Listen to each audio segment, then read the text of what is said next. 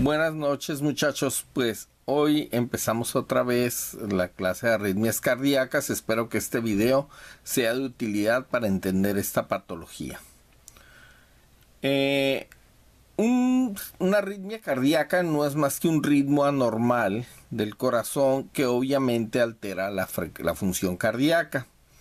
Eso hace que se pierda la eficacia del corazón como bomba. O sea, si late más rápido, es menos eficiente. Si late más lento, es menos eficiente. Si late en forma arrítmica, es menos eficiente. Entonces necesitamos que el corazón lata con regularidad para que sea eficaz como bomba.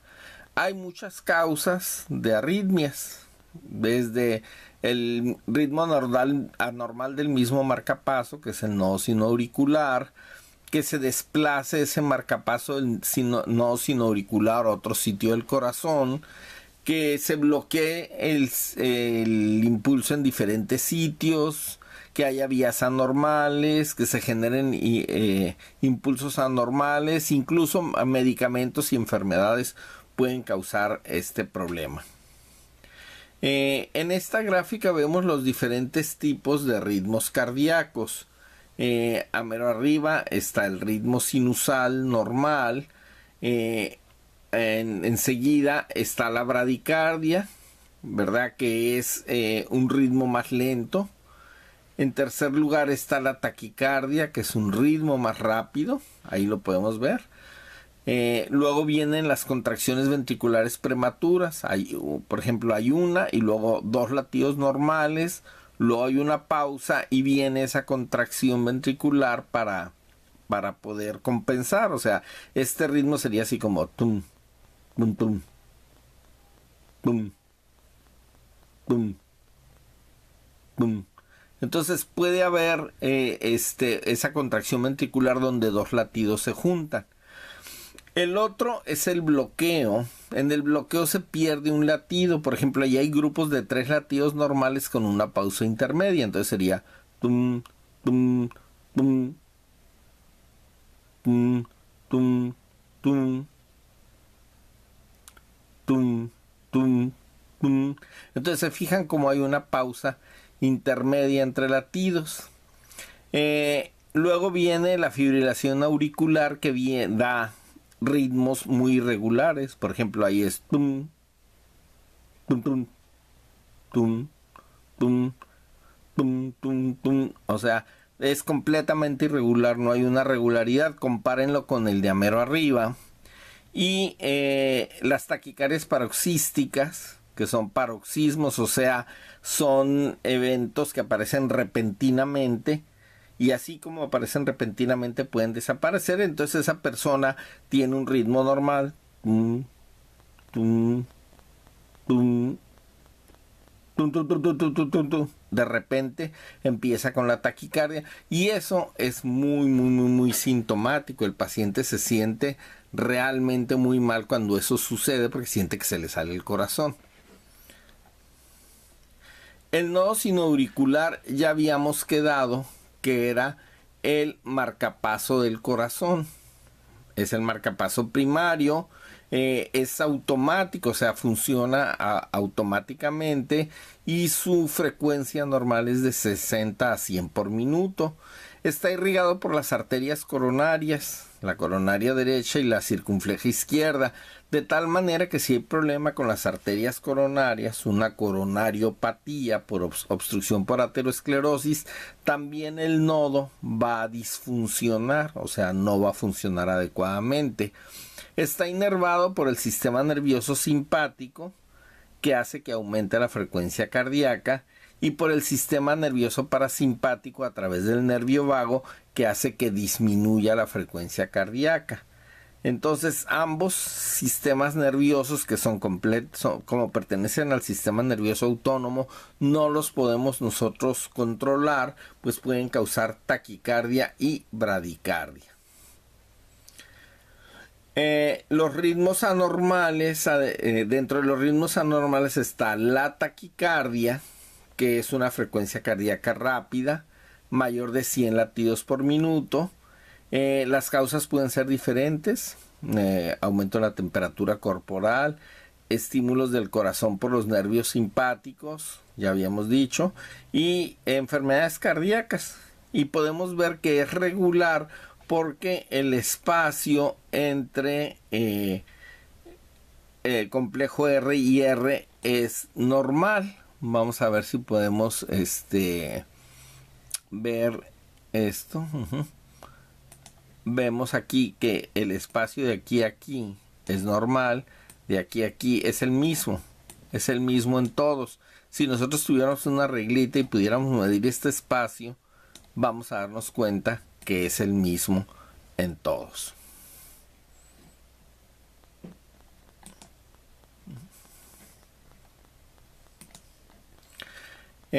Otras causas de taquicardia es la fiebre. De hecho, si no tienen ustedes termómetro a la mano, pero saben la frecuencia cardíaca normal, digamos que una persona normalmente tuviera 85 de frecuencia, por cada grado centígrado que aumente su temperatura va a aumentar 18 latidos, ¿verdad? ¿Por qué? Por aumento en el metabolismo del nodo sinoauricular que está siendo ocasionado por la fiebre.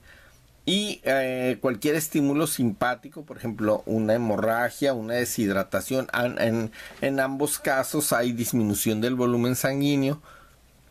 Ahí vamos a ver que el paciente va a tener taquicardia. También un miocardio débil, como por ejemplo después de un infarto. Eso nos puede aumentar la frecuencia hasta 150, 180 por minuto.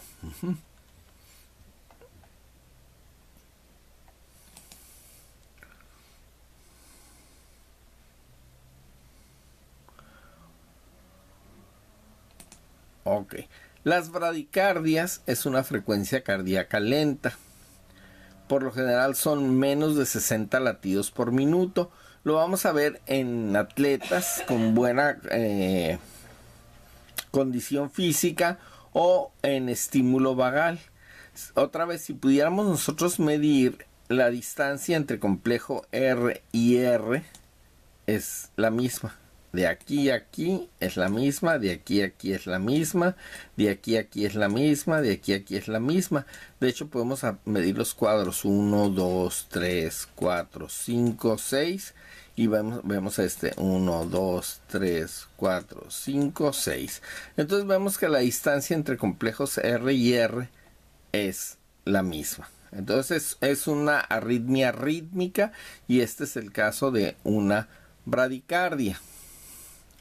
La arritmia sinusal, aquí el nodo sinoauricular dispara irregularmente, pero la frecuencia cardíaca es normal. Si nosotros tomamos un minuto de frecuencia cardíaca, va a haber periodos de aceleración y periodos de desaceleración, ¿verdad? El ritmo irregular va a corresponder al ciclo respiratorio. Esto es muy común en atletas, ahí lo vemos, en niños y en la tercera edad, pero no se observa en lactantes, porque los lactantes tienen frecuencias cardíacas más altas, 120, 140 por minuto, es normal en ellos.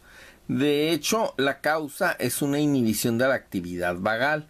Aquí podemos ver el paciente inspira, aumenta el flujo de sangre que regresa al corazón, disminuye el tono vagal, aumenta la frecuencia cardíaca. Si acuérdense, el vago desacelera el corazón, entonces si disminuye el tono vagal aumenta la frecuencia cardíaca. En ese momento el paciente expira, o sea, saca el aire. Eso hace que que disminuya el flujo de sangre que regresa al corazón.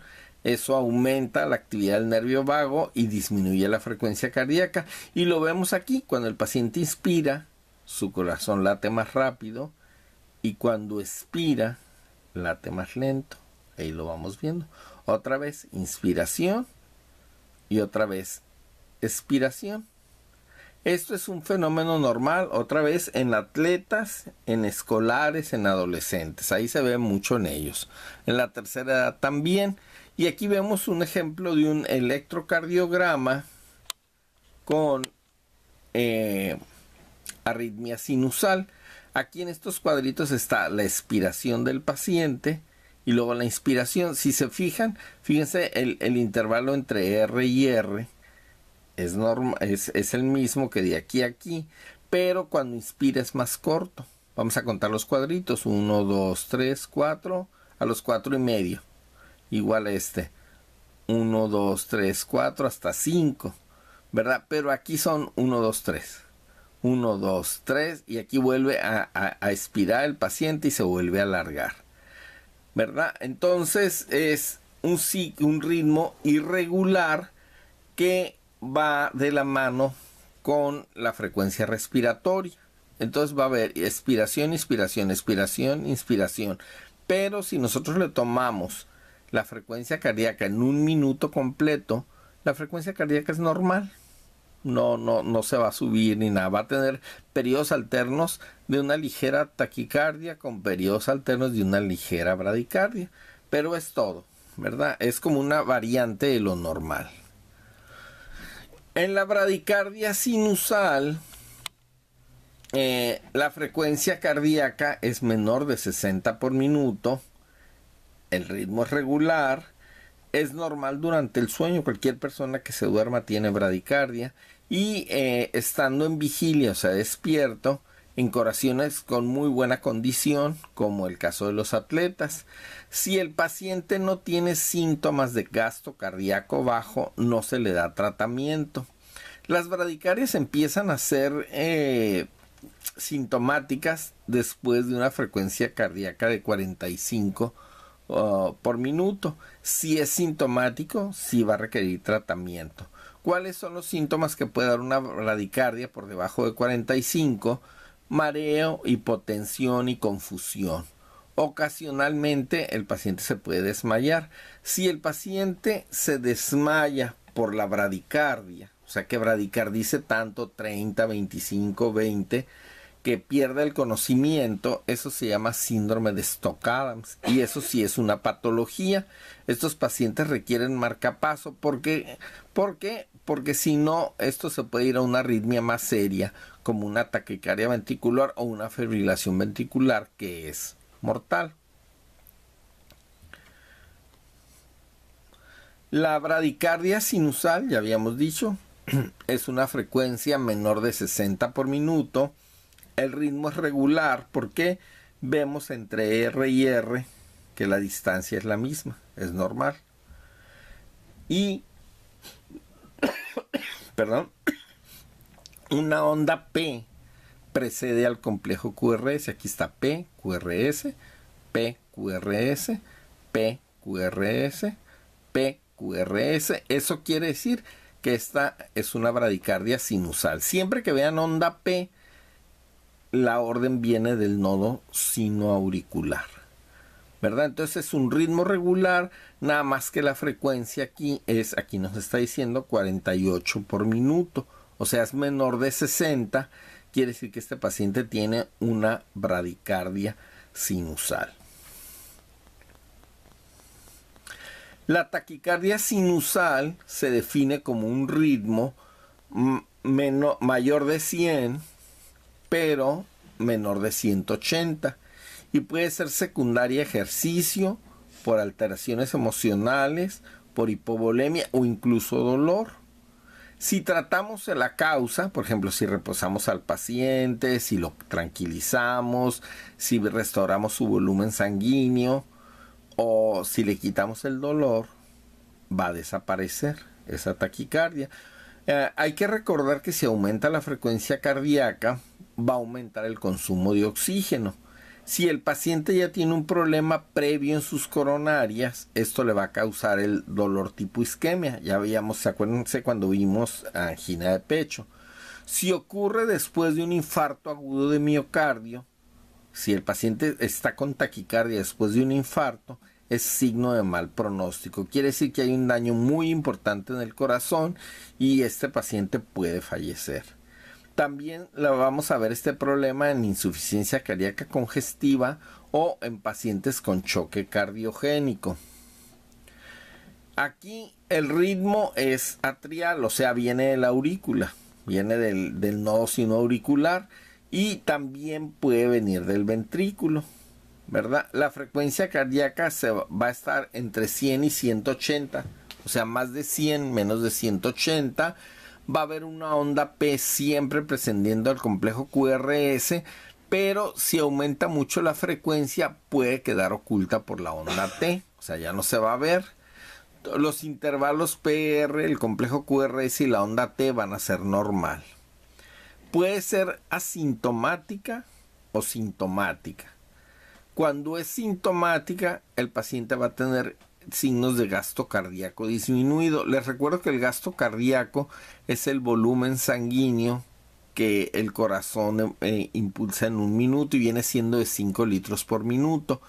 Si late muy rápido, se pierde la eficacia del corazón como bomba, entonces va a latir 4 o 3,5, es lo que va a impulsar, 4 litros por minuto o 3,5 por minuto. Entonces el paciente va a tener hipotensión, síncope, visión borrosa o datos de insuficiencia cardíaca congestiva. Entonces, estos pacientes que desarrollan estos problemas, hay que darles tratamiento a la mayor brevedad posible.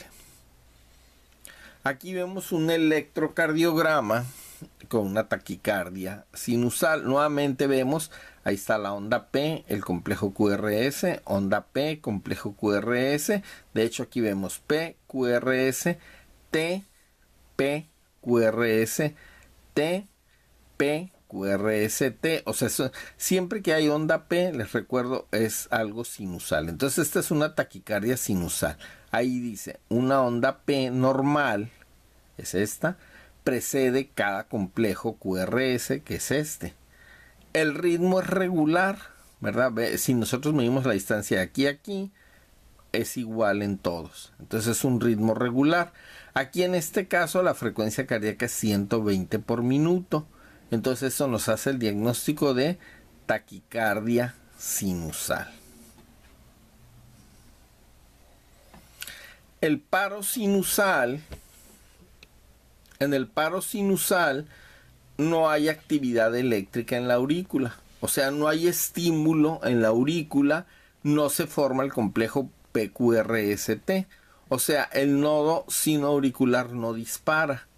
Si nada más falta un latido, se conoce como pausa sinusal y es muy común, a cualquiera nos sucede. Si ustedes se toman la frecuencia cardíaca un minuto, se toman el pulso, se van a dar cuenta que de repente por ahí se brinca un latido. Eso se llama pausa sinusal y es normal. Pero si faltan 3 o más latidos en el periodo de un minuto, eso es patológico y se conoce como paro sinusal. Las causas son diversas. Puede ser una infección aguda, una enfermedad cardíaca, una fibrosis o degeneración del seno, puede ser por la edad o puede ser por problema de isquemia, un estímulo vagal excesivo o algo que se llama síndrome del seno enfermo. Nos estamos refiriendo al nodo sinoauricular. Entonces, esos pacientes por lo general tienen problemas de isquemia, tienen problemas de coronarias y el nodo sinoauricular no está siendo bien irrigado.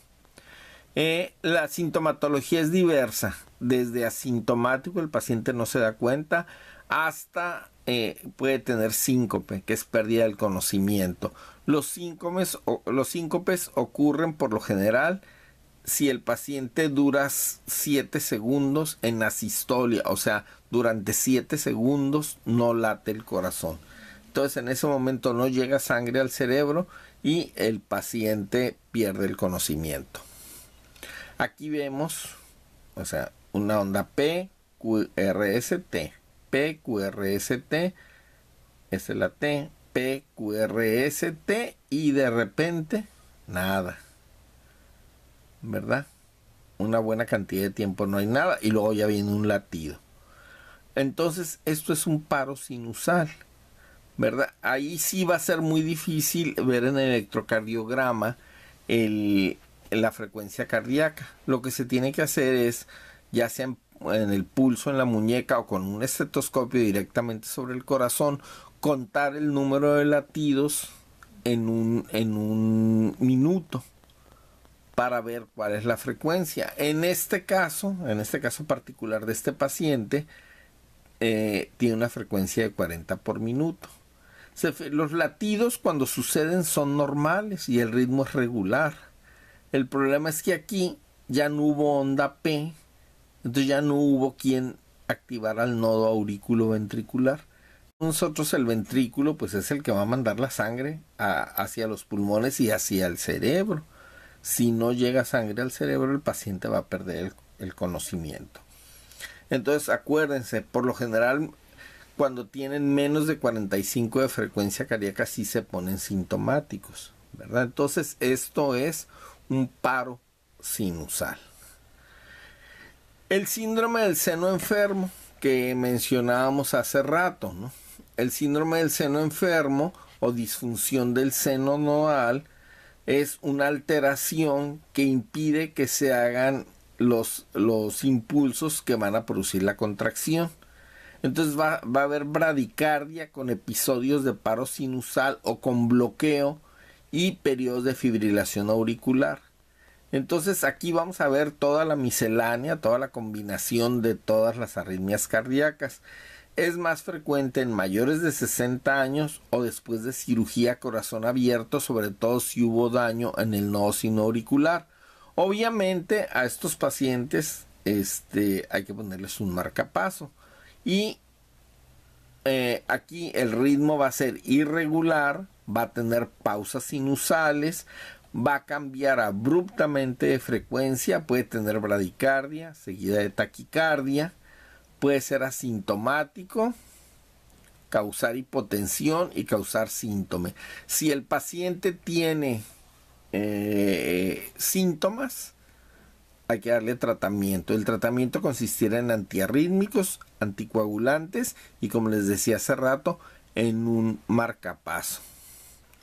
Entonces aquí vemos un electrocardiograma. Vemos una frecuencia cardíaca alta, ¿verdad? Aquí estamos viendo que el paciente tiene taquicardia. El espacio de aquí a aquí es normal.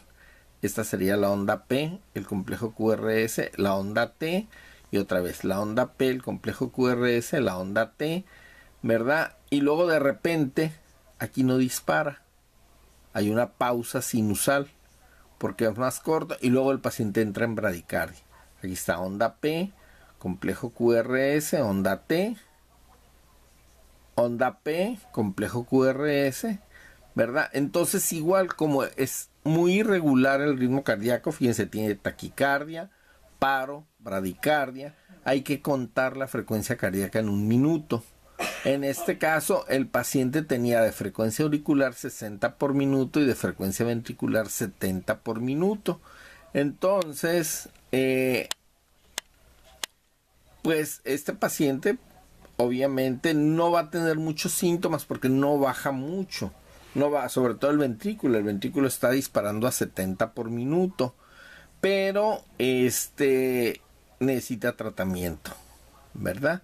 Es un síndrome de seno enfermo y, como ya habíamos dicho, hay que darle anticoagulantes, antiarrítmicos y un marcapaso.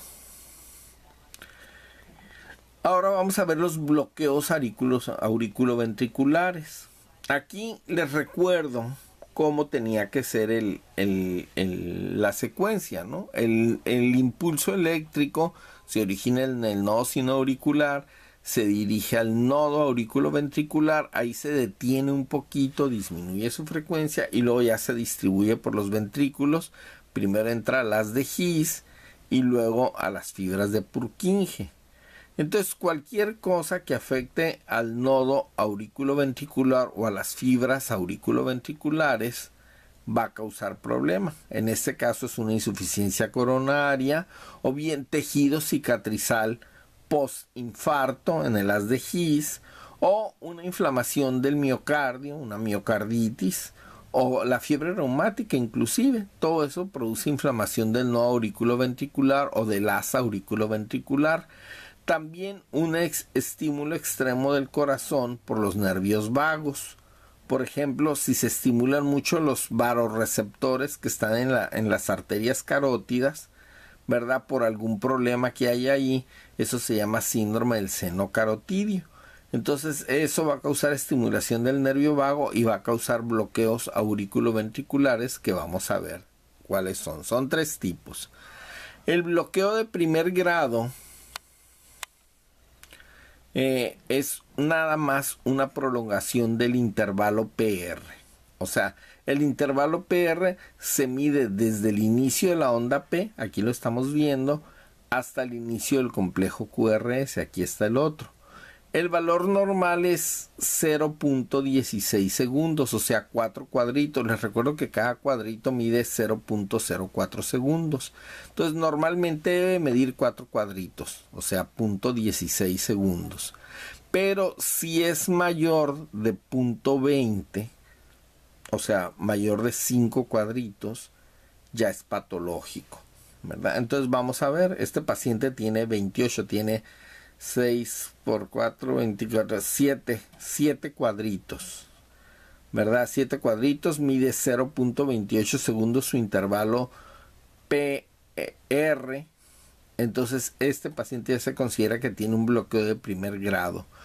Muchas personas no tienen síntomas de esto, no se dan cuenta hasta que por algún motivo les hacen algún electrocardiograma de rutina, que es bueno hacérselo pues después de los 45, 50 años, y se ve que tienen un retraso en la conducción desde las aurículas hasta los ventrículos, y ese es el bloqueo de primer grado. Acuérdense, nada más es prolongación o alargamiento del intervalo PR.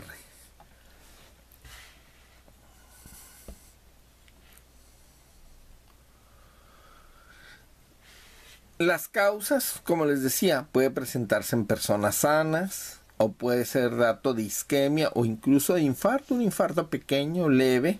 Ciertos medicamentos también pueden causar el problema, como por ejemplo la digital, la digoxina, los bloqueadores de canales del calcio y los beta bloqueadores. Lo único que hace es que nos indica un problema en el sistema de conducción. La importancia del bloqueo de primer grado y de detectarlo es que puede progresar a bloqueos más severos, como los que vamos a ver a continuación. El bloqueo de segundo grado se divide en dos tipos, tipo 1 y tipo 2. Vamos a ver primero el tipo 1. El bloqueo tipo de segundo grado tipo 1 también se conoce como bloqueo de Weckenbach o Movitz 1. Entonces aquí lo que sucede es que cada uno de los impulsos del nodo sinoauricular, que vendría siendo la onda P, cuando hablamos del impulso del nodo sinoauricular es la onda P, se retarda un poco más que el anterior hasta que uno no conduce a los ventrículos. Entonces aquí el intervalo PR va a ser variable. Vamos a verlo aquí. Por ejemplo, aquí este está normal. Un PR normal. Y luego aquí se alarga un poquito más. Se alarga un poquito más. Aquí ya hay una onda P solita y no hubo latido. Y luego otra vez. Uno normal. Se alarga un poquito más. Se alarga un poquito más. Y aquí va a haber uno que no hay latido. Aunque haya onda P, no va a haber latido. Entonces ahí vamos a verlo, ¿verdad? El intervalo PR que habíamos quedado que medía lo normal, 0.16, aquí va a ser variable. Puede medir hasta 0.25 hasta 0.45. Entonces recuerden, el bloqueo de segundo grado tipo 1 o Movitz 1 es prolongación progresiva del intervalo PR hasta que hay un complejo QRS ausente después de una onda P, que aquí lo vemos, ¿no? PQRS. Aquí P se alargó un poquito más, QRS. P se alarga más, QRS, y luego aquí hay P y ya no hay nada.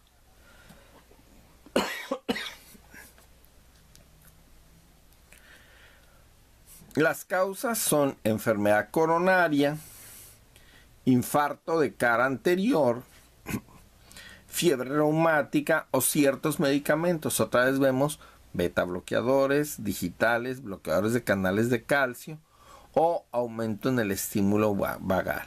Lo que se debe hacer es tratar la enfermedad subyacente.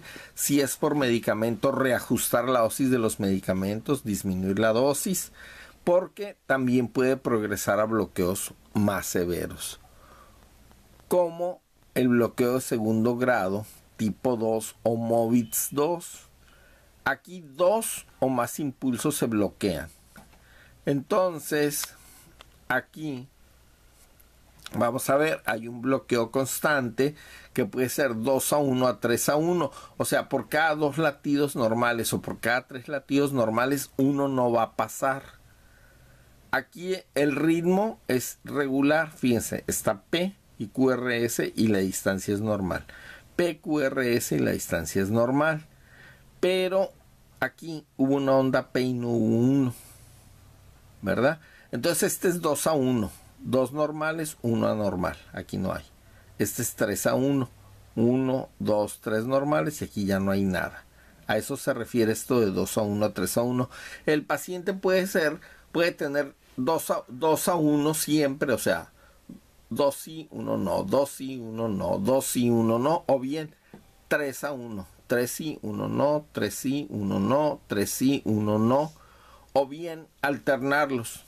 2 sí, 1 no, 3 sí, 1 no, y otra vez 2 sí, 1 no, y así, ¿verdad? Pero aquí lo importante es que el intervalo PR va a ser constante en todos. Es el mismo, ¿verdad? Siempre, siempre, siempre, hasta que se produzca algo que no dé. Las causas: infarto de cara anterior, degeneración del sistema de conducción, por esto es más común en la tercera edad, o bien problemas coronarios severos. Este es más serio que el tipo 1. Aquí hay problema en el haz de His o en las ramas del haz de His. Como les decía hace rato, es más grave que el tipo 1 y puede progresar a bloqueo de tercer grado. El paciente va a tener palpitaciones, fatiga, disnea, dolor torácico, mareo, hipotensión o pulso lento e irregular. Entonces este paciente va a estar bastante sintomático. Por lo general estas personas, como sienten palpitaciones, van al médico, se les toma el electro y ahí nos damos cuenta que tienen un problema. Y el bloqueo de tercer grado, que es el más grave de todos, se llama también bloqueo completo. Ahí lo vemos. Aquí el impulso del nodo sinoauricular, o sea de la onda P, está completamente bloqueado en el nodo auriculoventricular y no se conduce. Aquí la onda P no va a producir complejos QRS que se deriven del nodo auriculoventricular. Aquí las aurículas y los ventrículos van a latir en forma independiente. Por ejemplo, aquí vemos P, P, P.